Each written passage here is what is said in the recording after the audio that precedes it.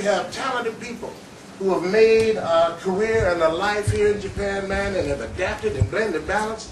I wish Lee was here, Lance was here with his 4 handsome sons who grew up here, you know. Brilliant brothers.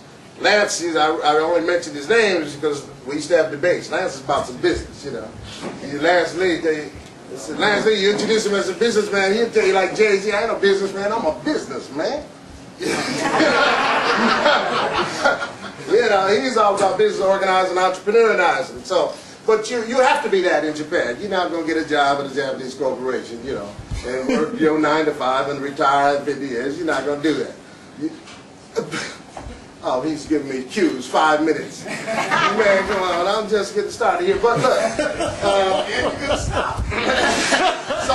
so I just am happy to be here. I mean, you know, they asked me to do the keynote speech, and I agreed, and I wanted to be here. That way my wife would let me come and bring the kids, and I told me my Tokyo thing back together and bring, you know, we need maybe a division in Fukuoka somewhere, you know, to tie this thing up, because black folks, we suffer the same issues, you know. But it is now more, you know, like racism in America, it's still there.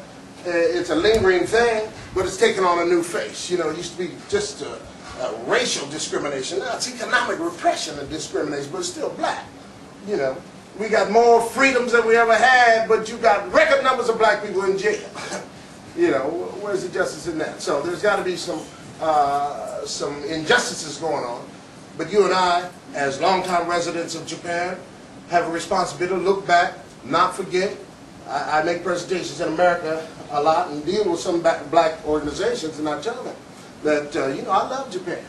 I prefer living in Japan.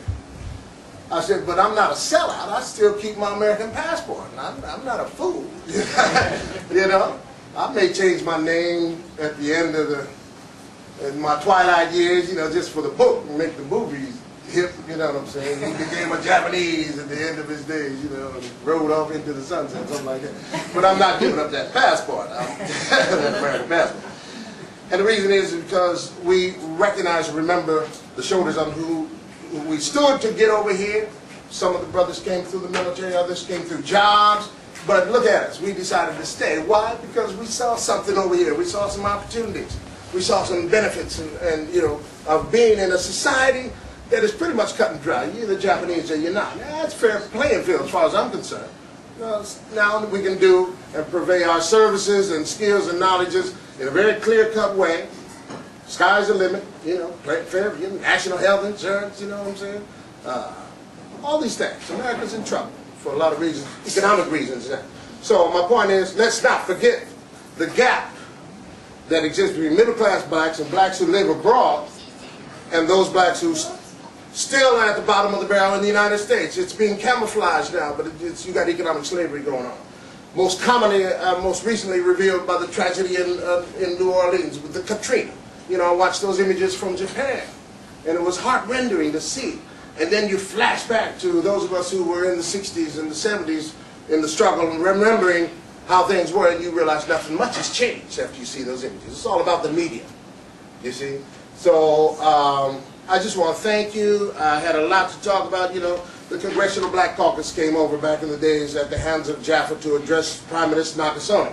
I have a photo with me and Prime Minister Nakasone at a press conference in Washington, D.C. at the National Press Center, where he came to apologize after making a national speech on economics. But then he made a point to go to a closed-door session of the Congressional Black Caucus, get on his knees and bow and apologize. It was closed door. I was there. I saw it. You know, did the Japanese thing and apologize deeply for offending black people in black America because the repercussions were so strong. You know, Jesse's talking about, we're going to boycott. Nobody buy no more Toyotas, and they got nervous. It made them understand. It made them rethink, you know. So these, you know, there are issues coming and going. You got the rats and stars, you got the gospelers all dressed up in blackface, you know, carry over for some minstrel stuff.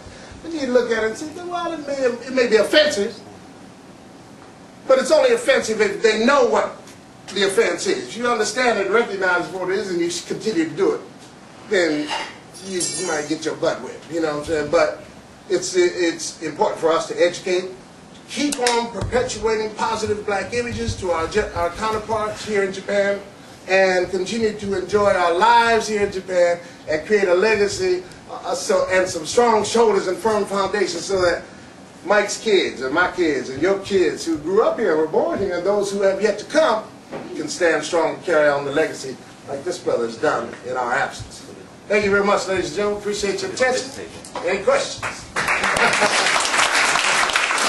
I'll be cutting short. Dave gave me the one finger. It wasn't the index finger. It was not the index finger. I would like to thank you personally. Thank you very much, y'all, for coming and your words. Okay. Get home. Yeah.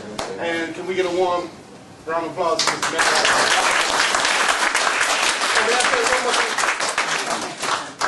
Brother Darrell did extend an invitation to come down to Mal's Bar, and he said that I would happily treat y'all to a drink. In Nihongo, I said, "Ippai ogorimasu," not "ippai." So don't get it twisted. No, believe me, I understand. you know, Babe has worked in my bar for his drinks. But really, if you do have a chance to get to Kakagawa, please go by Mal's Bar. It is a wonderful experience, and it's very fun. Okay.